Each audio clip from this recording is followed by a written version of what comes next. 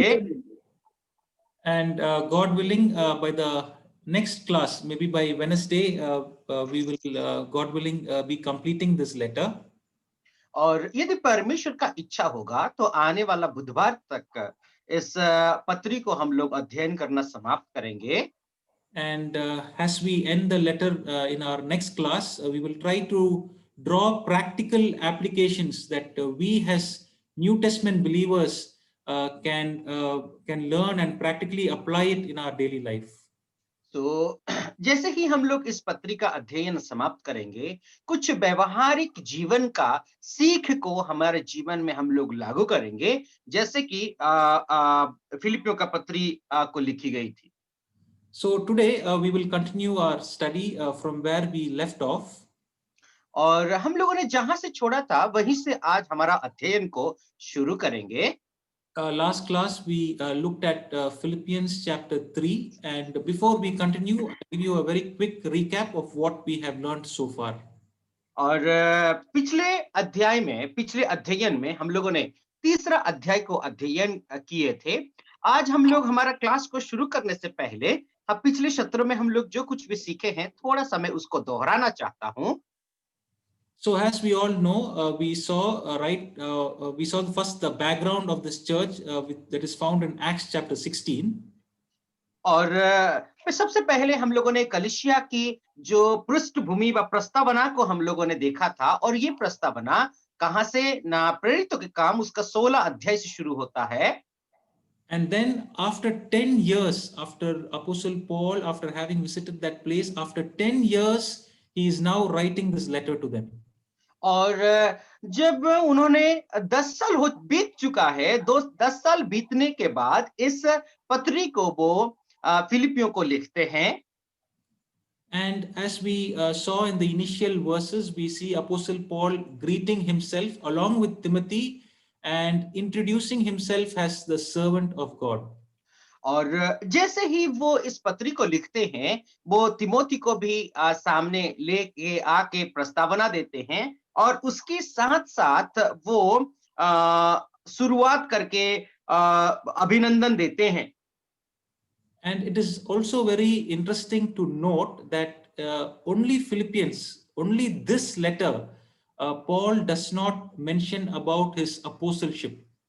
और एक बात हमें ध्यान रखना जानना बहुत जरूरी है, यही एक ही एक पत्री है जहां पर प्रेरित पौलुस अपना प्रेरितों को प्रेरितता को साबित नहीं करते हैं. It does not mean that he was not an apostle or he did not have that apostolic authority, but it shows how much the Philippian church knew about Paul and respected Paul, that he did not even have to mention or stress the fact that he was the apostle of our Lord Jesus Christ. और इसका अर्थ यह नहीं है कि प्रेरित पौलुस प्रेरित नहीं थे. वो जो है फिलिपियों का पत्री को व फिलिपियों के लोगों को ये साबित भी करना नहीं चाहते थे, और जो है वो प्रेरित नहीं है करके इसका कोई इस बात को वो साबित करने का कोई इम्पोर्टेंट भी उन्होंने नहीं समझा. And also when we read all the letters of Apostle Paul that he had written, we find particularly in this epistle of Philippians that he loved or he had a close relationship with this church. और जब हम इस पत्री को हम लोग पढ़ते हैं तो फिलिपियों का विश्वासियों के प्रति बहुत ही एक गहरा प्यार और प्रेम उन विश्वासियों के प्रति था. For example, we will come to Philippians chapter 4. There he tells in one verse that, when he was in need, he says, no church attended or showed their concern to me except you. And that shows the love that Apostle Paul and the Philippian church had together. तो जब हम लोग फिलिपियों का पत्री उसका 4था अध्याय में हम आते हैं, ऐसा एक पद है जहां पर प्रेरित पौलुस कहते हैं, कोई भी ऐसी कलीसिया नहीं है जो कलीसिया की मेरे प्रति ध्यान थी. और वो क्या होता है कि वो जो है एक व्यक्तिगत रिलेशनशिप एक व्यक्तिगत संबंध को दर्शाता है जो कि फिलिपियों और प्रेरित पौलुस के बीच में था. And so as Apostle Paul greets himself initially, he immediately is thanking God, thanking God for their partnership in the gospel and also for their genuine concern towards him and also for the gospel of Christ. और इसीलिए जब वो इस पत्री को लिखते हैं, इसीलिए वो जो है उनको धन्यवाद देते हैं और उनकी जो उनके प्रति जो ध्यान था उस बात को प्रस्तावना में वो बताते हैं। And so after thanking God, we see Apostle Paul is also praying to God for them. और जब वो धन्यवाद देने के बाद धन्यवादी कृतज्ञता होने के बाद वो उस कलीसिया के लिए प्रार्थना भी करते हैं। And we saw in that prayer there are two important things, mainly it is for their love to abound and also that they might exhibit or show the fruit of righteousness in their daily life. और उतना ही नहीं कि जब वो प्रार्थना करते हैं, वो प्रार्थना इसीलिए है कि अपना जीवन में वो फलदायी जीवन को व्यतीत करे, इसीलिए वो प्रार्थना करते हैं। And after Apostles' prayer, as we read down, we also saw Apostle Paul testifying about his experience being imprisoned in a Roman prison.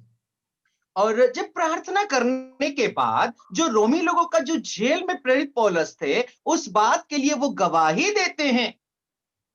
And there we did not see Apostle Paul complaining about all the difficulties and circumstances he's going through. We did not see that. But what we saw is he's rejoicing because the gospel is now being spread among the soldiers that was protecting him. सो मेरे प्यारो, जब भले ही वो उस jail में थे, उस बंदी गृह में थे, फिर भी वो बिना कुड़कुड़ाए, बिना कंप्लेन किए वो इस पत्री को लिखते हैं और गवाही देते हैं। और जो सेना लोग उनको जो रखवाली कर रहे थे, उन लोगों को वो सुसमाचार को प्रकट करते हैं और उन लोगों के बीच में सुसमाचार प्रस्तावना करते हैं। And he also was going on to say that how even the other believers, seeing the boldness of Paul, they also were emboldened, and so he is so happy that the gospel is being spread very fast.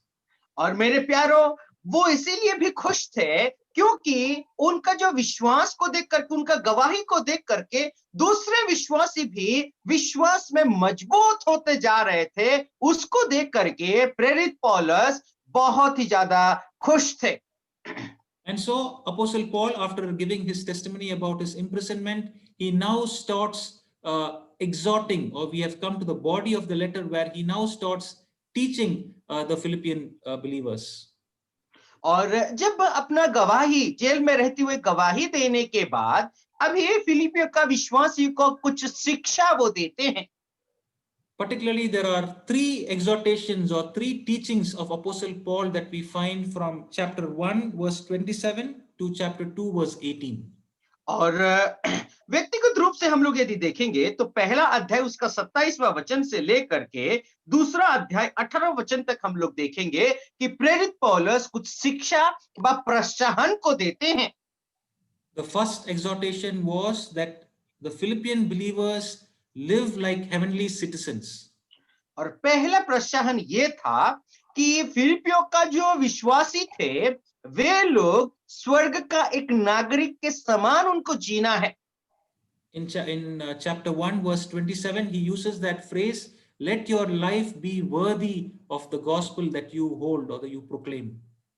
और 27वां वचन में ऐसा कहा गया है कि तुम्हारा जीवन, तुम्हारा परिश्रम जो है सुसमाचार के लिए होना है और ये योग्य हो।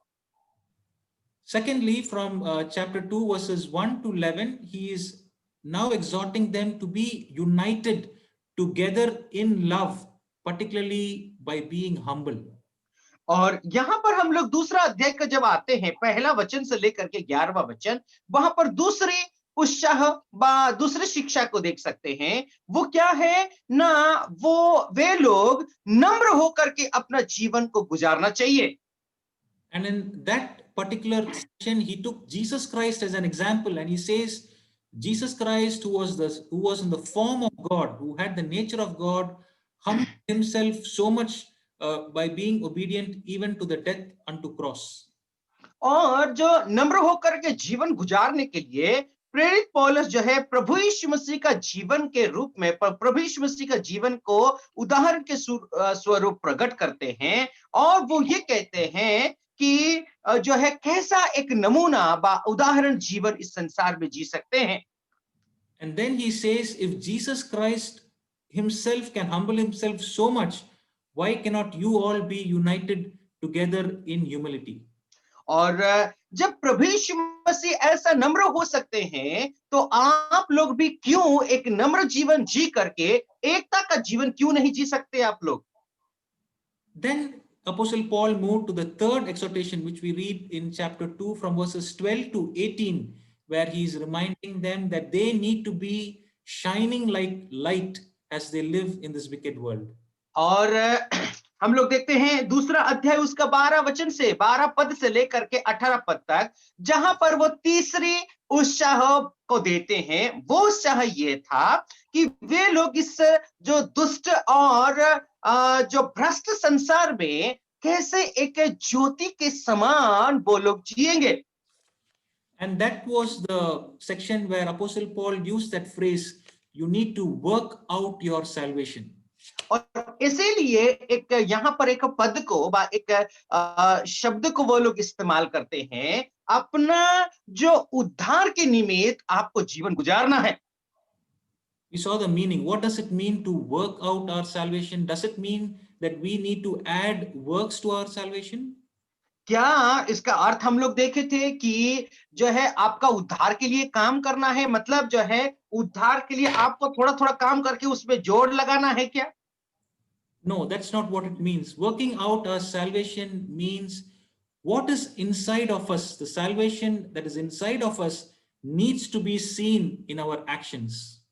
और यहाँ पर उद्धार का काम को पूरा करना उसका मतलब ये है कि जो उद्धार आपके जीवन में है उस उद्धार को जो है लोगों के सामने काम करके प्रकट करना है. And when the world sees our actions, Apostle Paul says that is when you will shine like light as you're living in a wicked world. और जब इस संसार जो है आपके अच्छे कर्मों को देखेंगे तब जाकर के इस संसार में एक ज्योति के नाई आप चमकते रहेंगे.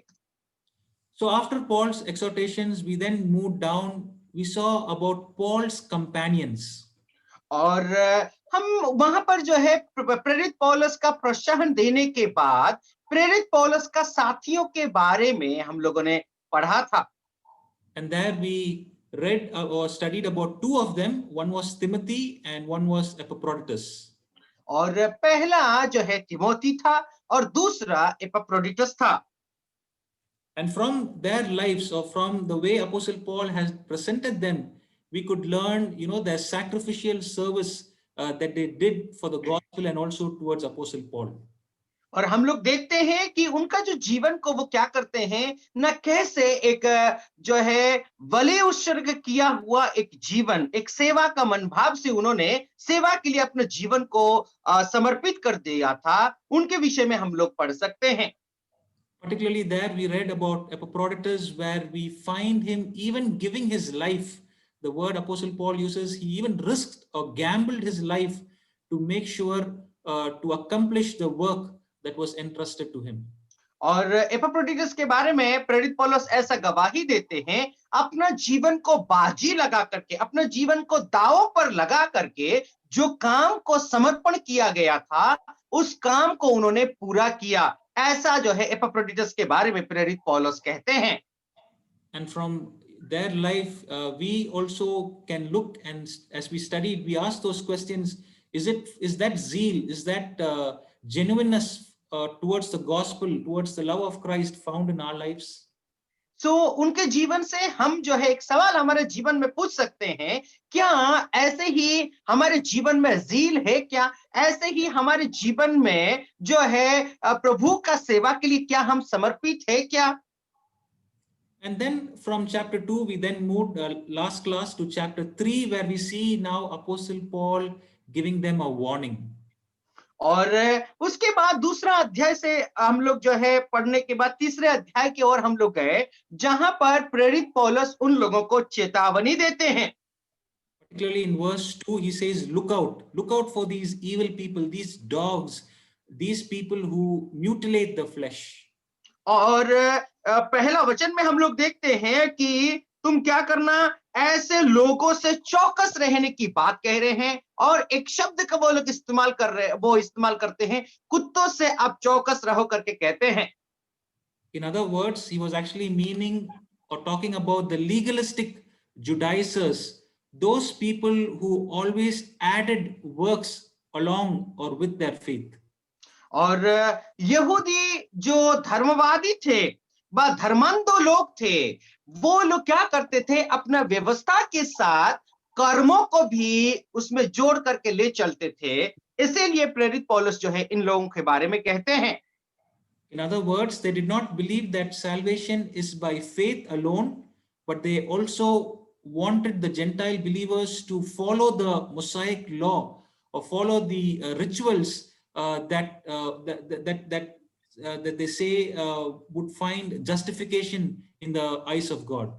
और क्या करते थे ना, जो यहूदी लोग यूनानी लोगों को विश्वास ही काफी नहीं है, उन लोगों को जो है मूसा की व्यवस्था को पालन करना पड़ेगा, नियमों को अनुकरण करना पड़ेगा, तब जा करके वे लोग परमेश्वर के सामने जो धार्मिक गिने जाएंगे करके वे लोग शिक्षा देते थे।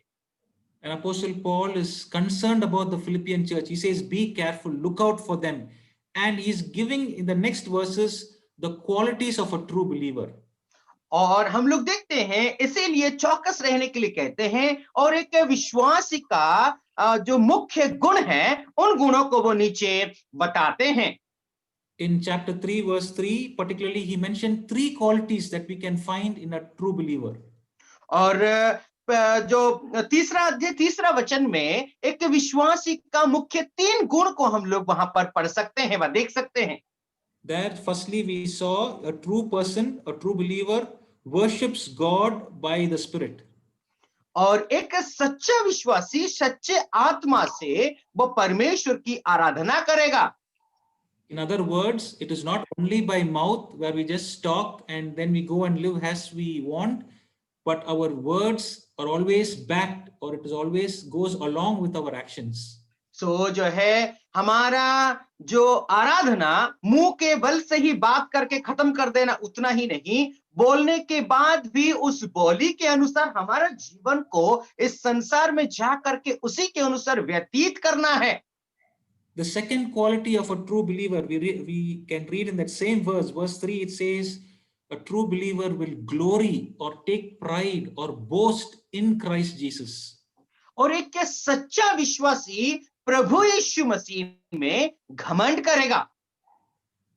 They will not boast or they will not take pride of their Mosaic law or their traditions.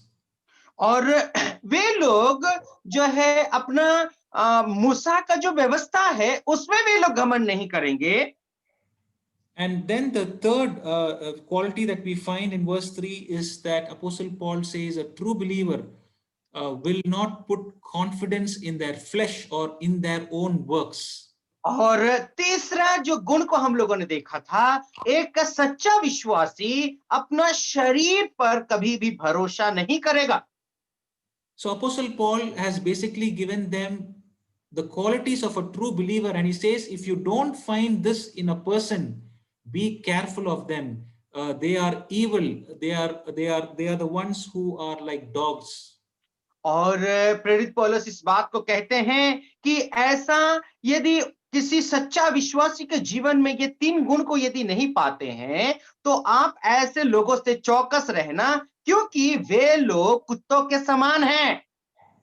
Dear brothers and sisters, this morning, as we are reading this, we also must ask the same question. Are these qualities found in our life? और मेरे प्यारे भाई और बहनों, आज जब हम सुबह परमेश्वर का वचन को अध्ययन कर रहे हैं, क्या ये जो सच्चा विश्वासी होने के नाते ऐसे गुण आपके और मेरे जीवन में है क्या? Are we truly worshiping God whenever we have the opportunity? और जैसा हमको अवसर मिलता है, वैसे अवसरों में क्या सच्चे आत्मा से उस परमेश्वर को हम आराधना करते हैं क्या?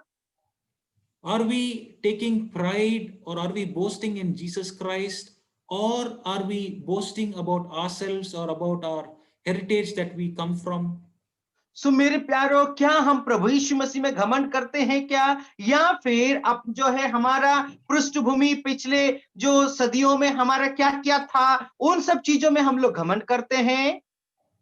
And like the third point, like what Apostle Paul says, are we completely putting our confidence in Christ Jesus, or are we putting our confidence in the works, hoping that our work will please and satisfy God?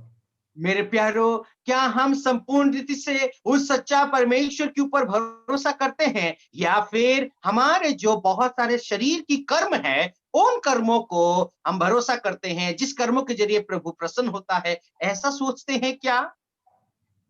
And then Apostle Paul is saying, if you think works will bring salvation, if works will justify you with God, let me tell you that I have more works than you all. और इसीलिए प्रेरित पौलुस जो है नीचे के वचनों में वो कहते हैं कि यदि तुम ऐसा सोचते हो तुम्हारे कर्मों के जरिए ही परमेश्वर को प्रसन्न कर सकते हो, तो उससे जो है मेरे जीवन में बहुत सारे ऐसे कर्म है करके प्रेरित पौलुस कहते हैं। He says, right from the day I was born till right now, the works that I've done, everything is actually is actually works, if you think, that can justify towards God. सो मेरे प्यारो, मैं जिस दिन पैदा हुआ उसी दिन से लेकर के अभी तक जितने काम हैं, वो काम आप सोचते होंगे कि वो कर्मों के जरिए परमेश्वर के सामने क्या मैं धार्मिक गिना जाऊंगा? In verse 5, he says, when I was born, right on the 8th day itself, I was circumcised. और जो जिस दिन मैंने पैदा हुआ था उस दिन से लेकर के 8वें दिन में मेरा खतना हुई थी। You know, in those days, being circumcised on the 8th day was a very big thing, because it differentiated from a true Jew from a proselyte Jew, a person who had converted and come to the Jewish system. और हम लोग देखते हैं कि कोई व्यक्ति यदि 8वां दिन में यदि खतना उसकी की जाती है, तो बहुत बड़ी बात थी। क्यों? क्योंकि कोई व्यक्ति यदि यहूदी मत में यदि धर्मांतर करता है, तो और ये 8वां दिन में यदि खतना होने वाला व्यक्ति, दोनों में बहुत बड़ा एक अंतर को दर्शाता है। Then in verse 5, he also says, I belong to the people of Israel. I have a great heritage. और वो ये कहते हैं, मैं इज़राइल को बिलोंग करता हूं, क्योंकि मेरे पास एक बहुत बड़ी गोत्र है, बहुत बड़ी एक विरासत है। And from the nation Israel, I belong to the most loyal or the most important tribe, which is Benjamin. और मेरे बहुत बड़ी विरासत से मेरा बहुत बड़ी एक गोत्र है, वो गोत्र है बिन्यामीन गोत्र। And he says not only that, I am a Hebrew of the Hebrews, meaning I was a Hebrew child that was born to two pure Hebrew parents. और वो ये कहते हैं, मैं इब्रानियों का इब्रानी, उसका मतलब मैं एक सच्चा इब्रानी परिवार में मेरा पैदाइश हुई थी।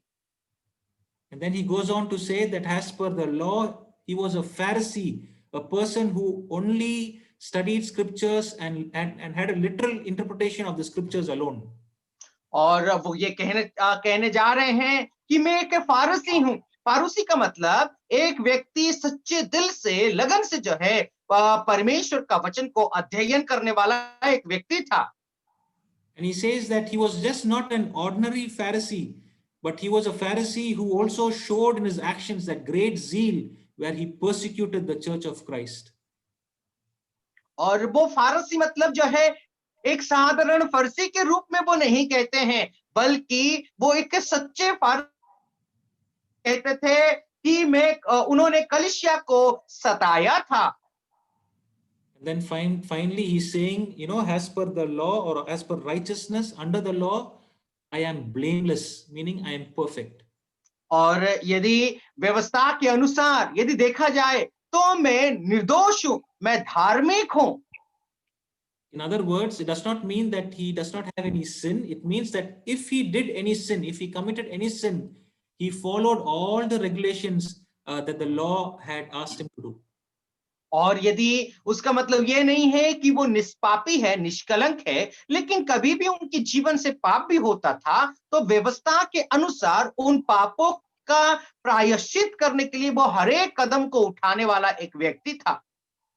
So Apostle Paul is saying, if you think works can justify or bring salvation, keep in mind, I have more works than you all. और वो ये कहना चाहते हैं, यदि तुम्हारे कर्म ही तुमको यदि धार्मिक गिनाएगा, तो मेरे पास बहुत सारे, ढेरों सारे कर्म हैं, तो सबसे ज्यादा धार्मिक तो मैं बनूंगा। इस उनका कहने का मतलब ये था। And then he goes on to say that, but you know what? When I met Christ, everything that I gained, everything that I thought would justify me, it is all rubbish, it is all loss. और जब मैंने, वो ये कहने जा रहे हैं कि जब मैंने प्रभु यीशु मसीह को मिला, तो जो कुछ भी मैं सोच रहा था कि ये सब जो है मैं परमेश्वर के सामने धार्मिक गिनाया जाऊंगा, लेकिन सब के सब मेरा कर्म जो है कूड़ा के समान हो गया। And then we saw the 5 things that Apostle Paul gained. He says, when I met Christ, I gained the knowledge of Christ. और फिर बाद में वो ये कहते हैं कि 5 चीजें मेरे जीवन में मैंने हासिल किया है जब मैंने प्रभु को पाया। सबसे पहले ज्ञान मुझे प्रभु से मिला। Then in verse 9, we find that he received the righteousness of Jesus Christ. और फिर बाद में 9वां वचन में हम लोग देखते हैं प्रभु यीशु मसीह से उनको धार्मिकता की प्राप्ति हुई। And in that verse particularly, he mentions it how? Not by works, but 2 times he says it is only through faith. It only depends on faith that I have received this righteousness of God. और वो उस वचन में 2 बार इस बात को कहते हैं कि धार्मिकता मेरे कर्मों के वजह से नहीं, बल्कि विश्वास के कारण मुझे ये धार्मिकता मिली है करके 2 बार इस बात को दोहराते हैं। In verse 10, we found that Apostle Paul had gained the power of Jesus Christ, that power that works in us. और फिर बाद में वो 10वां वचन में वो तीसरी बात को कहते हैं, प्रभु यीशु मसीह में उस सामर्थ को उन्होंने प्राप्त किया है, वो सामर्थ भी आपके और आप में और मुझ में है। Then in verse 10, we also found that he gained the fellowship with Christ, that that he along with Christ is suffering for the sake of righteousness. और धार्मिकता के कारण प्रभु यीशु मसीह के साथ उन्होंने कष्ट उठाया, उस कष्ट में उन्होंने सहभागी हुआ। And then finally in verse 11, the 5th thing that Apostle Paul says he has gained is the future aspect. He says that I will attain the resurrection from the dead, or in other words, the glory of Jesus Christ. और फिर बाद में 5वीं बात को वो इस बात को कहते हैं कि मैं प्रभु यीशु मसीह में भविष्य में मैं पुनरुत्थित हो जाऊंगा। Dear brothers and sisters, as New Testament believers, the moment we accepted, the moment we met Jesus Christ, we also have gained these 5 things in our life. और मेरे प्यारो, जिस दिन हम लोगों ने प्रभु यीशु मसीह को ग्रहण किया है, उसी दिन ही ये 5 चीजें हम लोगों ने भी प्राप्त की है। We not only have the intellectual knowledge of Jesus Christ, but we have the knowledge of experiencing him in our daily life. मेरे प्यारो, हम लोगों को जो बुद्धि हम लोगों ने प्राप्त की है उतना ही नहीं, हमारे रोजमर्रा जीवन में हम अनुभव भी करते हैं। Secondly, we have the righteousness of God. We are called saints. Positionally in Christ, we are righteous. और हम लोग भी जो है धार्मिक व्यक्ति के रूप में गिने जाते हैं और हमको संत करके संबोधन किया जाता है। We also have the power of Jesus Christ, that same power that was seen in his resurrection. We have that working in us. We saw that in Ephesians chapter 3 verse 20, where Apostle Paul says that power works in us. और हम लोगों ने इस बात को भी देखा था कि परमेश्वर की शक्ति हम में है, मुझ में है, और उस बात के लिए हम लोग इफिसियों का पत्री उसका 3 अध्याय 20वां वचन को भी हम लोगों ने पढ़ा था। And then we also have a partner with whom we can share our suffering. When we go through difficulties, we have someone who knows and someone to whom we can share our sufferings. और हमारे हम में जो है एक बात है, वो क्या है ना, सहभागी होने के लिए एक व्यक्ति है, वो है प्रभु यीशु मसीह। कि हम जब कष्ट और दुख में जाते हैं, उस प्रभु यीशु मसीह के साथ हम भी सहभागी होते हैं। And like Apostle Paul, we also have that great hope that a day will come that we will be transformed and we will be like him in the future. और मेरे प्यारो, जैसे कि प्रेरित पौलुस के जीवन में एक आशा थी, वैसे ही आप में और मुझ में भी एक बहुत बड़ी आशा है। हम भी प्रेरित पौलुस जैसे आशा रखते हैं, हम भी रूपांतरित होंगे। वैसे जो रूपांतरित होने का उनके जीवन में आशा था, आप और मैं भी रूपांतरित होंगे। Apostle Paul, after having said, that he's gained all this, in verse 12, he's saying, you know what, but I'm still not perfect. फिर बाद में हम लोग 12 वचन में एक वचन को हम लोग पढ़ते हैं, ये सब कुछ 5 बातें प्राप्ति करने के बाद प्रेरित पौलुस कहते हैं, एक बात आप जानते हैं, मैं अभी भी सिद्ध नहीं हूं। We have to keep in mind that after 30 years of ministry, he's writing this. He's saying that I have not yet obtained. He mentions it in fact 3 times. In verse 12, he mentions it twice. Then in verse 13, he mentions it again. He says, I do not consider that I have made it. और जो है हम लोग देखते हैं 12 पद में वो 2 बार इस बात को दोहराते हैं कि मैं अभी भी सिद्ध नहीं हूं, मैं अभी भी पूर्ण नहीं हूं। इस बात को जो है वो बताते हैं। What does he mean by he is not yet perfect? और यहां पर जो है मैं परफेक्ट नहीं हूं, बस सिद्ध नहीं हूं, उसका अर्थ क्या है? In the last class, we saw that the perfection that he had in mind was to be perfect like his son, our Lord Jesus Christ. और हम लोगों ने पिछले अध्ययन में हम लोगों ने अध्ययन किया था कि सिद्ध होना का मतलब प्रभु यीशु मसीह जो परमेश्वर के पुत्र है, उनके जैसा सिद्ध बनना उनके मन में था। Dear brothers and sisters, one of the main reason why God saved us is so that we will become like his son, our Lord Jesus Christ. मेरे प्यारे भाई और बहनों, एक ही एक कारण की वजह से परमेश्वर ने आपको और मुझे उद्धार किया है कि आप और मैं उस परमेश्वर का पुत्र प्रभु यीशु मसीह के जैसा सिद्ध बनते जाएं। We read about that in Romans chapter 8 verse 29. There Apostle Paul says whom he foreknew, okay, and he goes on to say they have been glorified, and he gives the reason. He says why, so that they will be conformed to the image of his son. और फिर बाद में वो जो है Romeo उसका 8वां अध्याय 29वां वचन में इस बात को वो कहते हैं कि वो तुम तो धार्मिक गिने गए, और सब कुछ कहने के बाद जो है ये सब कुछ इसीलिए होता है ताकि तुम प्रभु यीशु मसीह के जो प्रतिरूप है उसमें तुम बदलते जाओ, उसमें तुम होते जाओ करके वो बताते हैं। The end goal or the main purpose why we are saved is so that we will become like Jesus Christ.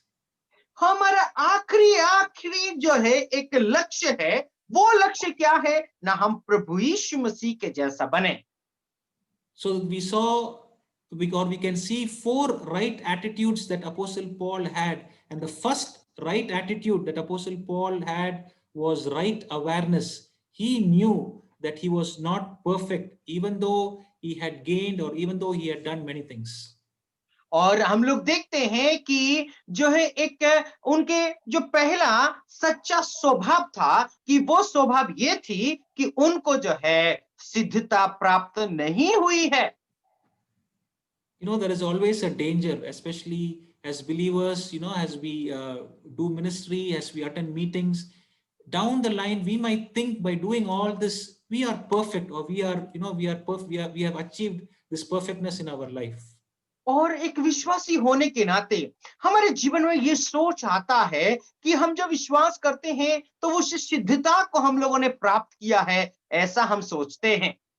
But like Apostle Paul, we must know, or we must be reminded that the perfection that God looks for is to be perfect like his son, our Lord Jesus Christ. और जो है जो सिद्धता, कैसा सिद्धता परमेश्वर आपसे और मुझसे चाहता है कि प्रभु यीशु मसीह जैसे सिद्ध थे, वैसे ही आपके और मेरे जीवन से परमेश्वर सिद्धता को देखना चाहते हैं। And having that right awareness, we then see the second attitude. Apostle Paul is now putting right effort. He says, I press on, or I'm giving my best to achieve it. और इसीलिए वो जो एक अच्छी सोच को, अच्छी विचार को ध्यान में रखते हुए वो ये कहते हैं, pardon me brother, Right effort. Right attitude, right effort, Right effort, yeah. Okay, वो ये कहना चाहते हैं कि मैं अच्छी काम करने के लिए जो है मैं तैयार हूं. Yeah, so first is, right awareness. He knew that he was not perfect. और वो जानते थे कि सबसे पहले एक अच्छी सोच और विचार, वो जानते थे कि मैं सिद्ध नहीं हूं. So because he knew that he was not perfect, he is now putting the right effort. He's pressing on. He's training to achieve it. और अभी वो ये बात को जो है जानते हुए एक अच्छी जानकारी लेने के बाद एक अच्छी काम को, अच्छी कर्म को वो करने के लिए वो तैयार है. Apostle Paul, when we see his life, especially in 1 Corinthians chapter 9, he mentions that, I discipline my body so that I keep it under control. और हम लोग पहला कुरिन्थियों में हम लोग देखते हैं प्रेरित पौलुस कहते हैं, मेरे जो शरीर है उस शरीर को मैं मारता हूं, कुटता हूं, ताकि मेरे शरीर को मैं नियंत्रण में लाऊं. And so there you can see the right effort or the strain that Apostle Paul is putting to achieve it. और वहां पर हम लोग देखते हैं कि एक अच्छी कामों को हम लोग देखते हैं. वो काम ये था कि प्रेरित पौलुस कितना मेहनत कर रहे हैं अपना शरीर को काबू में लाने के लिए. And then in verse 13 we find the third attitude. We find the right concentration. He says there is only one thing I am doing, the right concentration. और फिर बाद में हम लोग तीसरी बात को देख सकते हैं, एक अच्छी ध्यान केंद्रित कर रहे हैं. वो ध्यान केंद्रित ये था कि वो जो काम कर रहे हैं वो ध्यान पूर्वक जो है एक सोच रख करके वो कर रहे हैं. Yeah, he says the one thing that I'm doing is I am forgetting the past and I'm going forward towards that goal. और वो क्या कर रहे हैं, इस बात को कहते हैं कि मैं बीते हुए दिन को मैं भूल जा रहा हूं और आगे की ओर मेरा ध्यान केंद्रित करके मैं आगे बढ़ रहा हूं. What is that goal? We know it is to be perfect like his son, our Lord Jesus Christ. और वो लक्ष्य क्या था? वो लक्ष्य ये था कि प्रभु यीशु मसीह जो पिता परमेश्वर के पुत्र जैसे सिद्ध थे वैसे ही सिद्ध बनने का एक लक्ष्य था. The fourth attitude we find in verse 14. He says why he is doing all this, so that he will get the prize for the upward call of God in Christ Jesus. और क्यों वो ये सब कुछ करते हैं, वो 14 वचन में हम लोग देख सकते हैं कि जो प्रभु यीशु मसीह उनको ऊपर बुला रहे हैं, वो ऊपर बुलाने से पहले उस चीज को वो प्राप्त करे. क्या प्राप्त करना है? इनाम प्राप्त करने के लिए वो ये सब काम कर रहे हैं.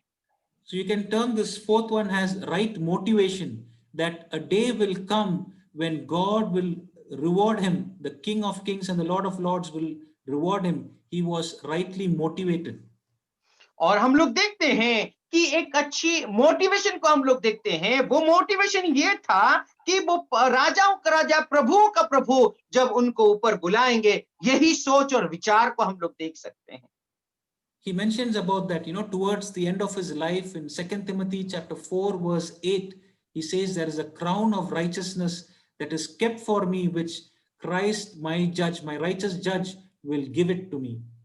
और हम लोग देखते हैं कि उनका अंतिम जीवन में क्या है ना, दूसरा तीमुथियुस उसका 4 अध्याय 8वां वचन में, जब मेरा प्रभु यीशु मसीह मुझे मेरे लिए जो रखा है वो इनाम को मुझे देंगे. वो ही सोच और विचार को प्रेरित पौलुस का जीवन से हम देख सकते हैं. So the first attitude was right awareness. और सबसे पहला जो स्वभाव थी वो है अच्छी जानकारी. Second was right effort. और दूसरा है अच्छी काम. Third was right concentration. और तीसरी जो है अच्छा ध्यान. And fourth is right motivation.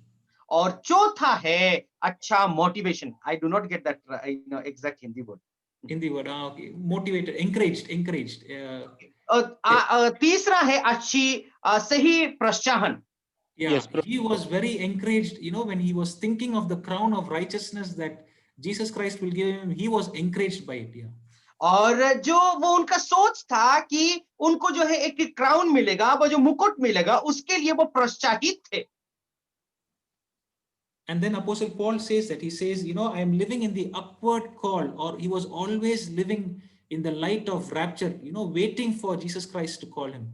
और मेरे प्यारो, हर समय उनका जीवन जीने का शैली ये था कि परमेश्वर उनको बुलाएंगे, वो जो है पुनरुत्थित होना, वह जो है उठा लिए जाने के विषय में हर समय वो सोचते रहते थे।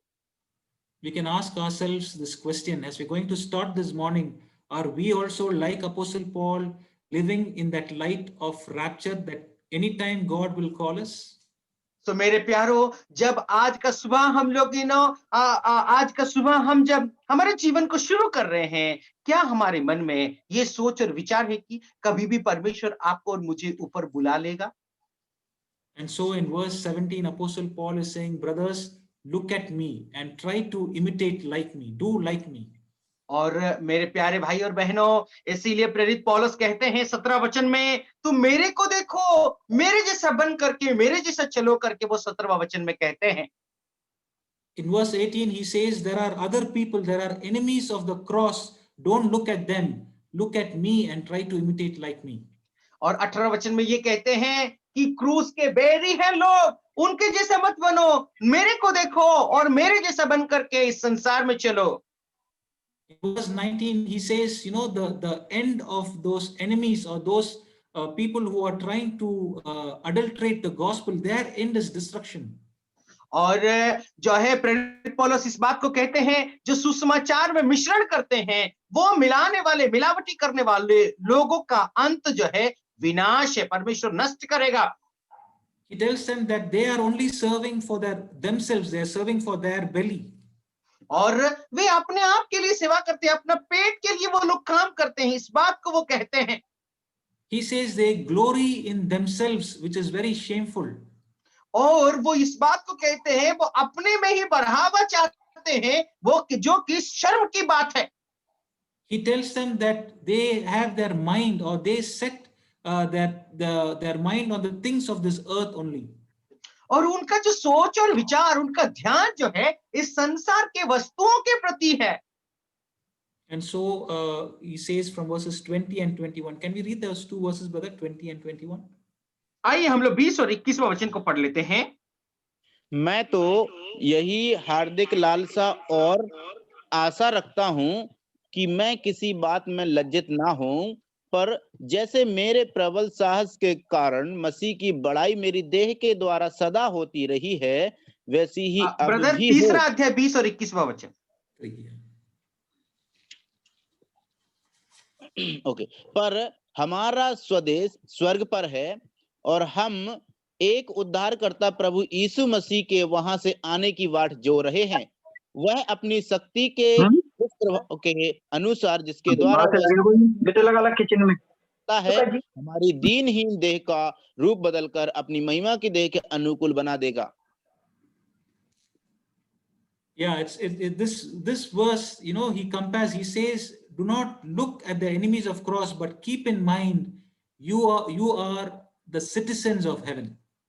और यहाँ पर हम लोग देखते हैं, जो जो क्रूस के जो बैरी हैं, उन लोगों को मत देखो, लेकिन तुम इस बात को देखना है कि तुम स्वर्ग के एक नागरिक हो।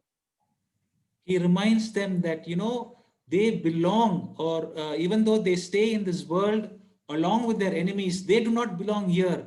They belong to a different place, which is heaven. और वो इस बात को याद दिलाते हैं, यद्यपि वो इस संसार के लोग, जो दुष्ट लोग हैं, उन लोगों के साथ रहते हैं, लेकिन उनका देश ये देश नहीं है, वो है स्वर्ग देश है। This was something that Apostle Paul already exhorted. We saw this is the first exhortation in chapter 1, verse 27. He says you need to live like or worthy of the gospel. और ये जो एक पहला प्रोत्साहन नहीं था, वो पहला अध्याय उसका 27वां वचन में उन्होंने प्रोत्साहन दिया था कि आपको उस सुसमाचार के योग्य आपको जीवन जीना है करके उन्होंने प्रोत्साहन दिया था। And here again he is reminding them that you belong, or your citizenship is in heaven. और यहाँ पर एक और बार वो याद दिलाते हैं कि आपका जो नागरिकता यहाँ की नहीं है, आप स्वर्ग के नागरिक हैं। So basically, he wants the Philippian believers, to live, to act as they are the citizens of heaven. और यहाँ पर प्रेरित पौलुस कहने का मतलब ये है कि जो स्वर्ग के एक नागरिक कैसे जीवन को इस संसार में व्यतीत करता है, उस तरीके से इस संसार में जो है आपको व्यवहार करना है। Because there is a danger that they might follow those legalistic Judaizers or those other people who have their minds on the earthly things. और ये संसार के जो धन और दौलत के प्रति जिनका सोच और विचार है पाने के लिए, जो यहूदी लोग थे, जो व्यवस्था को अनुकरण करने वाले लोग थे, उनका ध्यान तो इस संसार के वस्तुओं के प्रति था। Brothers and sisters, this is one question we can ask ourselves. We also are citizens of heaven as we live in this wicked world. सो मेरे प्यारो, इस संसार में आप और मैं जब जीवन को इस संसार में व्यतीत करते हैं, आपके और मेरे जीवन में भी यही सोच आना चाहिए कि हम इस संसार के नहीं बल्कि स्वर्ग के एक नागरिक हैं। The things that we have planned for today, does it belong or does it act or is it in accordance to our citizenship of heaven? सो मेरे प्यारो, आज जो आप करने के लिए जो योजना बनाए हैं, वो योजना क्या आप एक स्वर्ग का नागरिक का योजना के समान है क्या? Yes brother, right. Yeah. So our preoccupation, everything that we do, everything that we plan, it must always be in light, always reminding us that we belong or we are the citizens of heaven. मेरे प्यारो, जो कुछ भी आज हम लोग यहाँ पर योजना करते हैं, हम एक स्वर्ग के नागरिक के समान हमें योजना करना चाहिए। Apostle Paul was saying, that it is a great motivation because from heaven we are going to receive a savior, our Lord Jesus Christ. और मेरे प्यारो, प्रेरित पौलुस यहाँ पर बहुत बड़ी एक उत्साह देते हैं कि क्योंकि हम उस महान परमेश्वर प्रभु यीशु मसीह को मिलने वाले हैं। In verse 20, he says, we are eagerly waiting from heaven, our Savior who will come down to take us. और हम लोग जो है उस प्रभु यीशु मसीह का ताक में इंतजार में हैं, जो प्रभु यीशु मसीह की आकर के आपको और मुझे जो है उठा करके ले जाएगा। In John chapter 14, our Lord Jesus Christ reminded us that I will come again. I am going to prepare a place for you, and I will come again and I will take you there. सो मेरे प्यारो, प्रभु यीशु मसीह जो है यूहन्ना जी सुसमाचार उसका 14 अध्याय में कहते हैं, मैं आऊंगा और जो है मैं तुम लोगों को ले जाऊंगा जहां पर मैं तुम्हारे लिए एक जगह को तैयार किया हूं। Apostle Paul, in Romans chapter 8, he says, along with the creation, along with the people of this world, we groan or we eagerly wait for the return of our Lord Jesus Christ. और जो है प्रेरित पौलुस Romeo उसका 8वां अध्याय में इस बात को याद दिलाते हैं, जैसे कि धरती जो है उद्धार पाने के लिए तड़प रही है, वैसे ही उस धरती के सभी वस्तुओं के समान हम भी प्रभु यीशु मसीह का आगमन की और इस संसार से उद्धार पाने के लिए तड़प रहे हैं। In verse 21, we just read that what will happen once he comes, he will transform our lowly bodies and make it into his glorious body. और हम लोग देखते हैं 21वां वचन में अभी हम लोगों ने पढ़ा था, हमारा ये जो दीनहीन शरीर है, इस दीनहीन को शरीर को बदल करके अपनी महिमा के देह के अनुकूल वो कर देगा। So Apostle Paul was in the middle of his warning, he is encouraging them, he is reminding them that they are citizens of heaven and they need to live and walk according to that great hope that they have. सो यहाँ पर हम लोग जो है जो संदेश के बीच में, पत्री के बीच में इसी तरीके से वो उत्साह देते हैं कि वे लोग स्वर्ग के नागरिक हैं, उसी के अनुसार इस संसार में उनको जीना है और उसी के अनुसार अपने जीवन में कर्म करना है करके वो उत्साह देते हैं। And after reminding them this, he is now moving to chapter 4 where he is now sort of concluding this letter. और अभी ये सब याद दिलाने के बाद 4था अध्याय के वो ओर आते हैं और इस जो पत्री का समापन के ओर वो जाते हैं। Chapter 4 verse 1, he is saying, so therefore therefore my brothers, after having spoken all this, now he's saying, therefore my brothers. और चौथा अध्याय पहला वचन में हम लोग देखते हैं सब कुछ कहने के बाद अभी आते हैं, इसीलिए मेरे भाइयों, मेरे प्रिय भाइयों करके कहते हैं। Knowing that you are citizens of heaven, knowing that you need to shine like light as you live here now. And look at verse 4, verse 1, he's saying one particular thing. He's saying, so stand firm thus in the Lord. और यहाँ पर हम लोग देखते हैं कि सब कुछ कहने के बाद, स्वर्ग के नागरिक जैसा जीने के बाद, अभी इसीलिए है मेरे प्रिय भाइयों, आपको क्या करना है, प्रभु में इसी प्रकार स्थिर रहने की बात को वो कहते हैं। He says, now, I mean, sort of, it could be that this is the only one thing that he actually wanted to say. Knowing all this, he's saying finally, so stand firm in the Lord.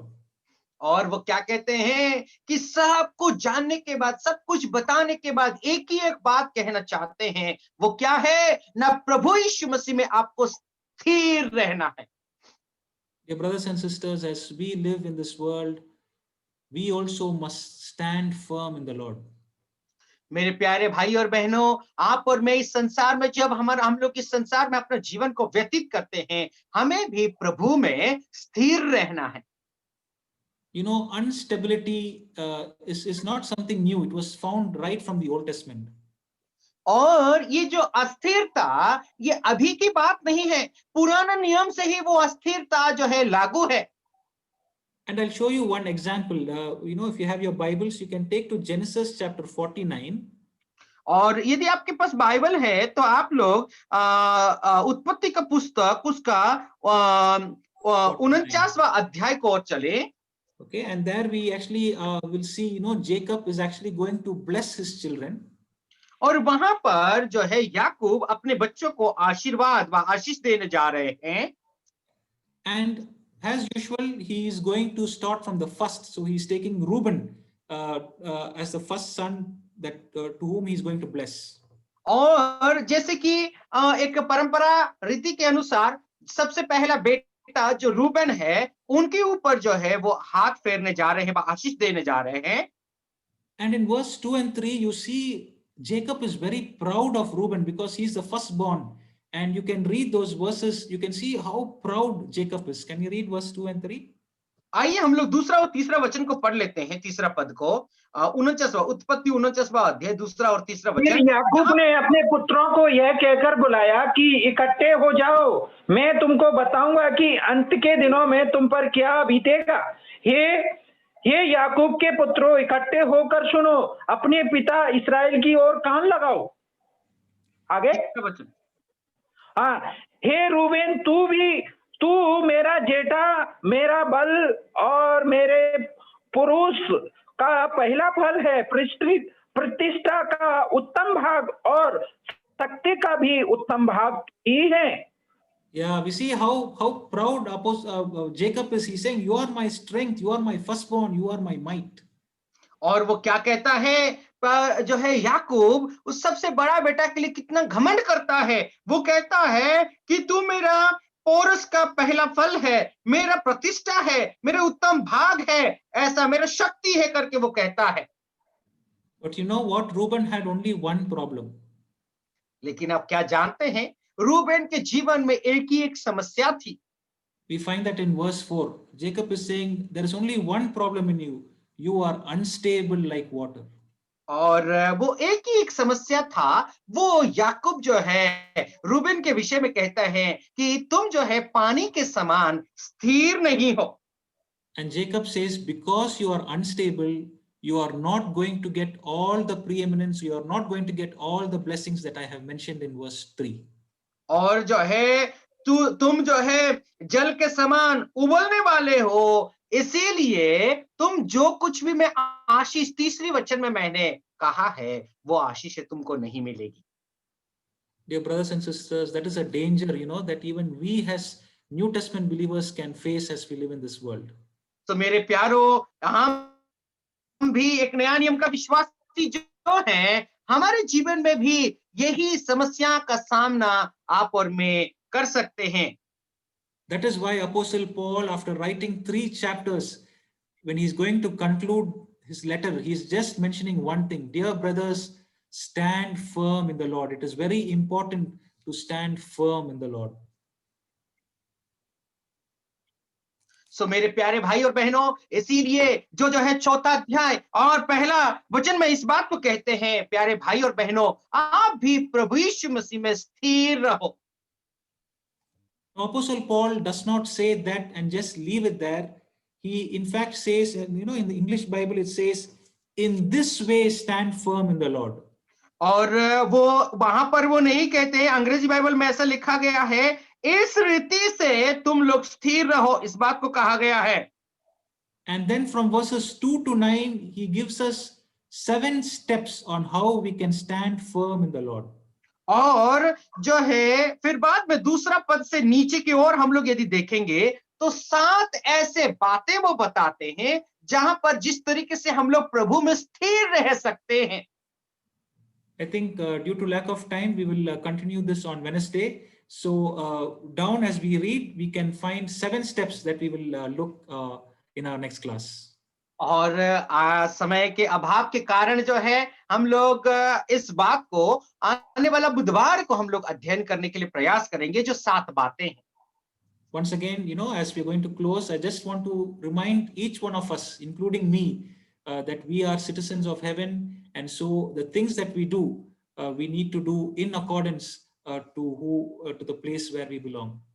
तो मेरे प्यारों, आप लोगों को, सभी लोगों को मैं इस बात को याद दिलाना चाहता हूं, मैं भी उसमें शामिल हूं, कि हम जो स्वर्ग के नागरिक हैं, उस स्वर्ग के नागरिक के जैसा इस संसार में जीवन को व्यतीत करें और उसके अनुसार इस संसार में हम लोग काम करें. May God help us to practice it in our daily life. और परमेश्वर हमारे व्यवहारिक जीवन में हमें इस बात को लागू करने के लिए और उसके अनुसार काम करने के लिए प्रभु हम सबको आशीष करे, मदद करे. Thank you, Brother Sibar, for translating. Thank you so much, brother, for your wonderful message. Really, it was heart-touching, brother. God bless you, brother. Thank you so much. Thank you. Thank you so much, sir.